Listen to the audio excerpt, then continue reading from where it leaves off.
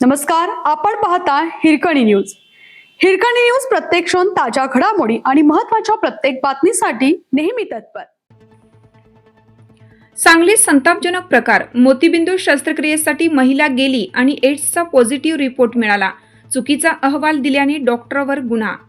मोतीबिंदू शस्त्रक्रियेसाठी आलेल्या एका महिलेला टेके आय क्लिनिकच्या लॅबमध्ये एड्सचा असल्याचा चुकीचा अहवाल दिल्याची घटना उघडकीस आली. पीडित महिला कोल्हापूर जिल्ह्यातील भुदरगड तालुक्यातील आहे. या प्रकरणी सांगलीतील नेत्रतज्ञ डॉक्टर रमाकांत टेके यांच्यासह प्रयोगशाळा तंत्रज्ञ तंजना मोमीन यांच्यावर विश्रामबाग पोलीस ठाण्यात गुन्हा नोंद केला. पालिकेचे वैद्यकीय आरोग्य अधिकारी डॉक्टर सुचेता पवार यांनी फिर्याद दिली आहे. पोलिसांनी दिलेली माहिती अशी की टेके आय क्लिनिकतर्फे नेत्र तपासणी शिबिरात भुदरगड तालुक्यातील वृद्ध आली होती. त्यावेळी त्यांना मोतीबिंदू असल्याचे समोर आले.